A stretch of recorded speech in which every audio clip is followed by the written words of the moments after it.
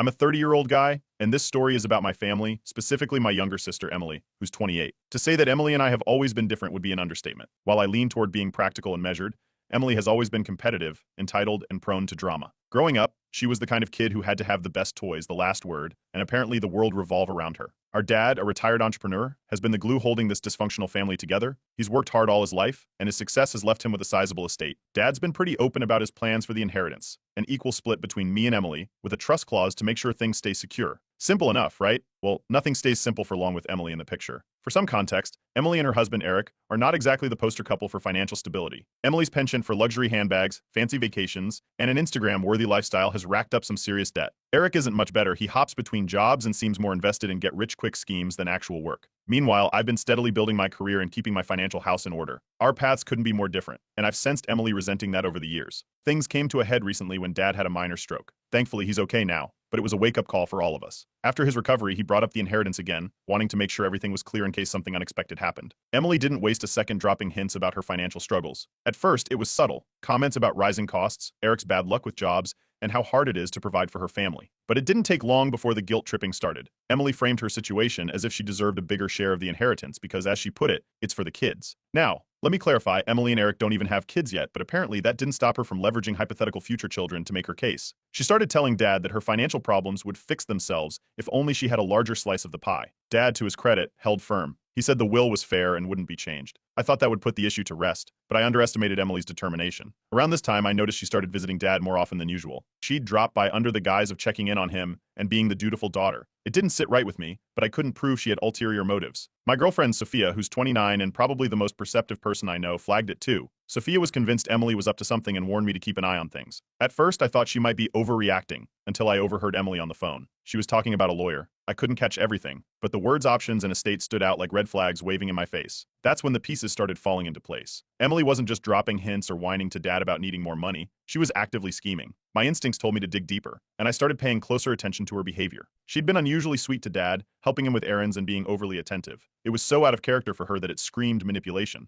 The next big clue came at a family gathering. Emily brought Eric along, and while they're usually low-key at these things, this time was different. Eric seemed smug, almost gloating about big plans they had coming up. It didn't take a genius to connect the dots. Whatever Emily was plotting, Eric was in on it too. The final straw for me was when Dad mentioned offhandedly that Emily had asked about his medical records. She'd framed it as concern for his health, but why would she need access to his records unless she planned to use them? Sophia and I talked it over, and she pointed out the obvious. Emily was likely trying to build a case to challenge Dad's mental capacity, all to push through changes to the will. It's hard to put into words how infuriating it was to realize how far Emily might go. This wasn't just sibling rivalry or petty bickering anymore. It was a full-blown attempt to manipulate Dad into giving her what she wanted. I knew I had to act, but I also knew I couldn't confront her without proof. That's when I decided to dig deeper into her activities. I wasn't going to let her get away with this, not while Dad's health and legacy were on the line. And so, the stage was set. Emily's subtle hints and emotional manipulation had escalated into outright scheming, and I was determined to uncover the truth. I didn't know what I'd find, but one thing was clear, this was far from over. Update 1. The unraveling started when an old family friend casually mentioned over coffee that my sister Emily had been asking around about estate lawyers. He thought it was odd, considering our dad already had a long-time attorney managing his affairs. That tiny comment sent alarm bells ringing. It seemed Emily wasn't just visiting Dad more often, she was setting something in motion. I decided to visit Dad to see if anything unusual was going on. While we were chatting in his living room,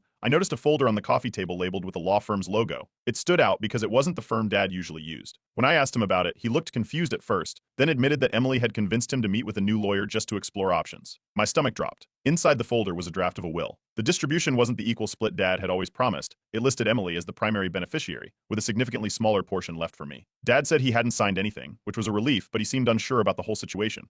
He admitted that Emily had been pressuring him, talking about her financial struggles and how she needed the money to secure her future. I pointed out how unfair this draft was, and he seemed genuinely taken aback, as if he hadn't fully understood the implications of what she was asking. He promised to think it over and talk to his original lawyer before making any changes. A few days later, we had a family gathering at Dad's house. Emily and her husband Eric showed up acting unusually confident. Eric, in particular, was practically glowing with smugness, talking vaguely about big changes and exciting opportunities they had lined up. It didn't take a genius to figure out what they were banking on. His attitude only confirmed my suspicions. They were counting on the inheritance to fix their financial mess. The conversation quickly turned tense. I brought up the draft I'd found, and Emily didn't even deny it. She launched into a justification, claiming that as a married woman with a struggling household, she needed the money more. She said I had no real responsibilities and would be fine without an equal share. That's when the argument exploded. Emily accused me of being paranoid and selfish, while I pointed out how manipulative she'd been with Dad. Eric jumped in, trying to back her up, but it only made things worse. The shouting match left Dad visibly upset, and he eventually told us all to stop, saying he was putting the inheritance discussions on hold. He looked so worn out that it was clear the stress was getting to him. Later that week, Sophia, my girlfriend, suggested I dig deeper to protect Dad and his assets. She reminded me of how persistent Emily could be when she wanted something. That's when I decided to check out Dad's emails and messages, with his permission, of course. Sure enough, I found a string of exchanges between Emily and the new lawyer. They didn't just discuss the will, there were explicit instructions on how to argue that Dad was no longer of sound mind if he resisted making changes. It was disgusting to read. My own sister was planning to undermine his mental capacity just to secure a bigger share of the inheritance. As if that wasn't enough, I found out from Dad's medical provider that Emily had requested access to his records, citing concern for his health. It was clear she was laying the groundwork for a potential legal fight. Sophia and I agreed that this wasn't something we could handle alone. I reached out to a lawyer of my own to discuss the situation. He explained that if any sudden changes were made to the will, we'd be able to contest them, but we needed to keep gathering evidence. Meanwhile, Emily wasn't backing down. She began spreading rumors to our extended family, painting me as the greedy, selfish sibling trying to rob her of her rightful share. Some of them bought into her story, calling me to express their disappointment, while others stayed neutral, not wanting to get involved. It was exhausting, but I knew I couldn't let her win. Eventually, Dad, feeling overwhelmed by everything, decided to take matters into his own hands. He met with his original lawyer and asked for the will to be amended again, this time appointing a neutral executor to oversee the estate. This move was meant to ensure fairness and reduce the risk of manipulation. When Emily found out, she completely lost it. She accused Dad of betraying her and claimed he'd always favored me, which wasn't true. Her meltdown was so intense that Dad ended the conversation and asked her to leave. The last straw came when Sophia and I noticed a pattern in Emily's behavior. She wasn't just desperate, she was escalating. Every step she took felt more drastic than the last. It was clear she wasn't going to stop until she got what she wanted, and I had a sinking feeling that her next move would be even more extreme. I had no idea what she was planning, but I knew it wasn't going to be good. Update 2. Things escalated quickly after Dad's decision to appoint a neutral executor for the will. Emily was furious, and the tension between us was like a ticking time bomb. Then, out of nowhere, Dad suffered another health scare, a much more serious one. He was rushed to the hospital after experiencing chest pain, and the doctors confirmed it was a mild heart attack. It shook everyone, and suddenly the drama over the inheritance seemed small compared to the fear of losing him. Emily, however, used the situation to her advantage. She swooped into the hospital and immediately began positioning herself as the primary decision maker. She took control of everything, speaking to the doctors, managing Dad's medications, and even trying to dictate visiting hours. It was clear she was sidelining me, making it almost impossible for me to have private moments with Dad. She justified it as helping him recover, but it felt more like she was trying to isolate him. During one of my visits to Dad's house to pick up some of his personal items, I noticed something alarming. A small lockbox where he kept important financial documents was open, and almost empty. Several bank statements, insurance policies, and even copies of his will were missing. I called Sophia, and we agreed it was time to take legal action. If Emily was planning to tamper with the will again or exploit Dad's accounts, I needed to be ready. I contacted my lawyer, who helped me file a formal notice contesting any unauthorized changes to the will. This notice essentially froze any updates or transactions related to Dad's estate until we could confirm his full consent and mental capacity. It was a necessary move, but it triggered a full-blown family war. Emily caught wind of the legal notice and immediately went on the offensive. She called several relatives, spinning a story about how I was trying to take everything for myself. Some of them bought into her sob story, while others, especially those who knew her track record with money, started questioning her motives. The family was divided, and tensions were running high. The next major blow came when Emily staged a dramatic confrontation at the hospital. She waited until I was visiting Dad, then burst into the room, accusing me of ruining the family and stressing Dad out. Her voice was loud enough to draw attention from the nurses, and her crocodile tears only added to the chaos. Dad, already weak, begged her to calm down, but she wouldn't stop. Eventually, hospital security had to intervene and ask her to leave. Later that evening, Dad asked to speak with me privately. He looked exhausted and vulnerable as he admitted he felt overwhelmed by everything Emily was doing. He said she'd been pressuring him constantly, even visiting him at odd hours to bring up money and inheritance issues. It was clear he was being manipulated, but he felt too drained to fight back. That conversation made it even more urgent to protect him from further harm. The situation took another turn when I uncovered evidence of a joint bank account Emily had opened in Dad's name. The account had significant withdrawals, some of which were suspiciously timed around her recent shopping sprees and loan payments. It was a textbook case of financial exploitation. Armed with this new information, I confronted Eric at a family event. Eric's usual smug demeanor faltered as the conversation heated up. He tried to deflect at first, but eventually slipped, admitting they had been counting on the inheritance to pay off some of their mounting debts. That was when the cracks in their united front began to show. Eric's financial troubles were worse than I'd thought. He was on the verge of bankruptcy, and it was clear Emily's desperation was partly fueled by their crumbling finances. The family lawyer stepped in shortly after this discovery. At my request, he froze any pending will-related changes until Dad had fully recovered. This move sent Emily into a tailspin. She escalated her behavior, threatening to cut Dad off entirely unless he fixed things. Her tantrums were becoming more frequent and more public, further damaging her reputation with the extended family. Then came another shocking revelation. Eric's financial house of cards collapsed. News of his bankruptcy filing spread quickly, and it only added to the pressure on Emily. She became more erratic, making decisions that didn't make sense, like attempting to transfer Dad to a different medical facility without informing anyone. The hospital staff flagged the attempt and called me immediately, suspecting something wasn't right. The breaking point came during one of my visits to the hospital. Dad, in tears, apologized for letting things spiral so far out of control. He admitted he should have put stronger boundaries in place earlier, but he never imagined Emily would go to such lengths. It was a heartbreaking moment, but it strengthened my resolve to protect him. The final blow of this chapter came when I found out from a trusted source that Emily might have forged Dad's signature on a crucial financial document. The implications of this were huge, and it confirmed that she was willing to cross legal and ethical lines to get what she wanted. At this point, it wasn't just about the inheritance anymore. It was about stopping her from causing further harm. Update 3. The situation reached a critical turning point when my lawyer managed to obtain a copy of one of the financial documents Emily had supposedly handled for Dad. This document, claiming to grant Emily more control over Dad's accounts, had his signature on it, or so it seemed. My lawyer reviewed it carefully and pointed out several inconsistencies. The handwriting was close but not a perfect match, and there were irregularities in how the signature aligned with Dad's usual style. It was enough to warrant further investigation. I confronted Dad with this discovery, and his reaction was a mix of confusion and frustration. He was adamant that he hadn't signed any such document. Armed with this knowledge, he decided to call Emily over to address the issue directly. When she arrived, Dad asked her to explain the document. Emily denied everything, claiming she had no idea how it had been created. She insisted it must have been some sort of mistake, but her defensive tone and refusal to cooperate raised even more suspicions. At this point, I had no choice but to take things to the authorities. I filed a formal report with the police regarding the potential forgery and financial exploitation. This move created an immediate rift in the family. Emily was furious, accusing me of dragging our private family matters into the public eye and ruining her reputation. She doubled down on her narrative that I was manipulating Dad and trying to cut her out of the inheritance. Eric, however, was cracking under the pressure. He wasn't as composed as Emily and started avoiding direct conversations about the situation. Under mounting scrutiny, Eric eventually admitted to one of my cousins that Emily had orchestrated the forgery. He claimed he hadn't been directly involved but knew about it after the fact. This admission spread quickly among the family, adding fuel to the already blazing fire. While this was happening, our family lawyer uncovered more suspicious transactions tied to the joint account Emily had set up. These transactions were significant, including large cash withdrawals and payments that didn't align with Dad's typical spending patterns. It painted a clear picture of financial exploitation. The evidence was mounting, and Emily's position was becoming more precarious. Despite the growing evidence against her, Emily refused to back down. At a family gathering, she created a massive scene, yelling that I was ruining her life and trying to steal her share of the inheritance. Her dramatic outburst drew a lot of attention, but instead of gaining sympathy, she ended up alienating more relatives. Some of them started to see through her lies, while a few still clung to the belief that she was the victim. The family was divided, and the tension was palpable. Emily's next move was to take the battle to social media. She started posting cryptic messages and not-so-subtle jabs about being betrayed by family. She even shared a vague but emotional post implying I was emotionally abusive and out to destroy her. The posts backfired as mutual friends and extended family members began questioning her behavior. Some even reached out to me privately, sharing their doubts about her narrative. The stress of everything started taking a toll on Dad's health. He became withdrawn and visibly weaker, prompting another visit to the doctor. The stress-related symptoms were concerning enough that I decided to prioritize his care over everything else. I consulted my lawyer about filing a restraining order against Emily to protect Dad, but we agreed to hold off for now while other legal actions were in motion. Around this time,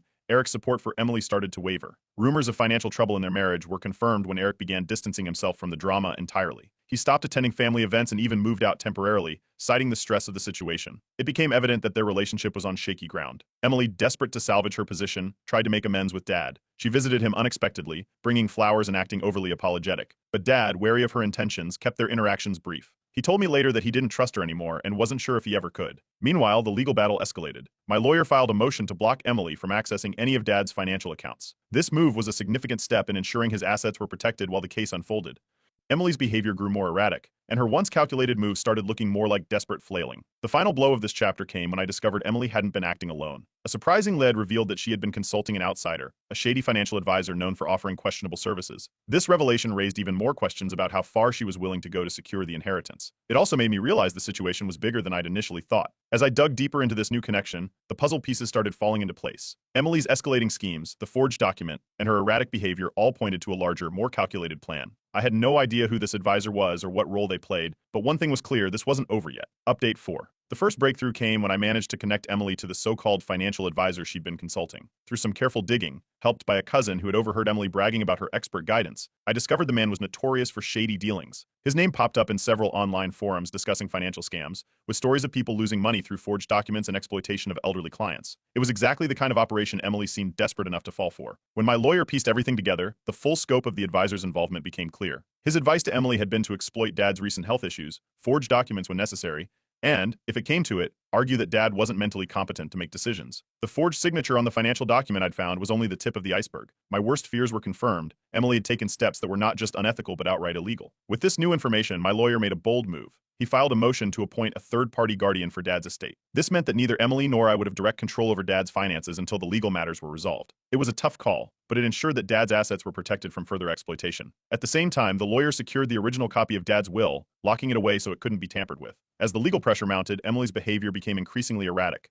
She started showing up unannounced at Dad's house, sometimes late at night, demanding to talk. She called family members constantly, trying to sway them back to her side. Most of them had already heard enough by this point. When word spread about the financial advisor and the forgery, many relatives who had initially supported her began cutting ties. Publicly, Emily was unraveling. The police investigation into the forgery and financial exploitation also gained traction. Emily was formally questioned, as was the financial advisor. Their stories didn't line up, and it became clear that Emily had been working closely with him to execute her scheme. Meanwhile, Eric decided he'd had enough. He filed for divorce, claiming he'd been kept in the dark about the extent of Emily's illegal activities. It was a move that surprised no one. Eric had been distancing himself from Emily ever since the family drama began escalating. Emily's downward spiral hit rock bottom at a public event for a mutual family friend. She showed up unexpectedly and caused a scene, blaming everyone in the room for her problems: Dad, me, Eric, and even the extended family. Her meltdown was so extreme that the hosts asked her to leave. This only added to her humiliation, and by the end of the week, she was the subject of gossip in every corner of our community. Dad, deeply hurt by Emily's betrayal, made a painful decision.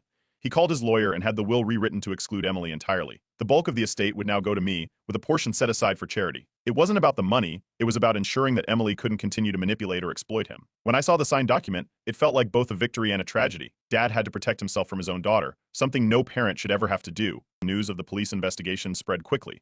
Emily's reputation, already tarnished, took another massive hit. Friends and acquaintances who had supported her distanced themselves, unwilling to associate with someone implicated in forgery and elder abuse.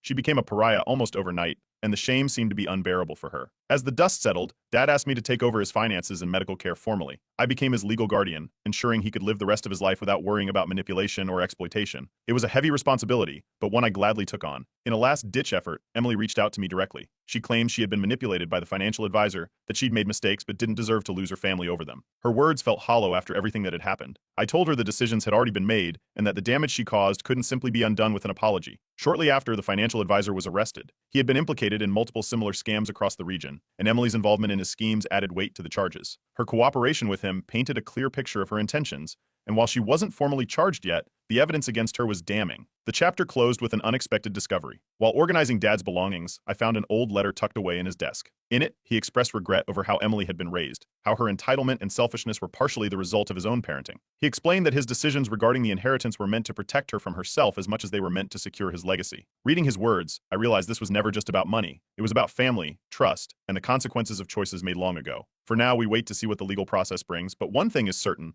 Emily's downfall was a direct result of her own actions, and there's no undoing what's been done. Update 5. After discovering the letter from Dad, I decided to share its contents with him. It was emotional for both of us. The letter detailed his regrets about enabling Emily's entitlement and how he wished he had raised her with more accountability. It also explained his rationale for cutting her out of the will. He felt it was the only way to protect her from causing more harm to herself and others. Dad thanked me for finding it, saying it gave him closure he didn't know he needed. The rewritten will was finalized shortly afterward. Emily was officially disinherited, with the estate divided between me and a charitable trust Dad had always wanted to establish. It wasn't an easy decision for him, but he believed it was the right one. The trust's mission would focus on education for underprivileged youth, something Dad had been passionate about since his days as an entrepreneur. Meanwhile, Eric came forward with new information. In exchange for leniency in the legal investigation, he provided evidence detailing Emily's full involvement in the forgery and financial schemes. He handed over text messages, emails, and even receipts that tied Emily directly to the financial advisor. Eric claimed he had been manipulated by Emily and didn't know the full extent of her plans until it was too late. While his testimony painted him as a less active participant, it didn't absolve him entirely. The legal proceedings against Emily moved forward swiftly. She was charged with forgery, fraud, and elder abuse. The case drew some local attention, which only added to the strain on our already fractured family. During the trial, her lawyer argued for leniency, citing Emily's mental health struggles and the influence of the financial advisor. While it didn't excuse her actions, the court took it into consideration. Emily received a probation sentence, mandatory counseling, and a hefty fine. It wasn't jail time,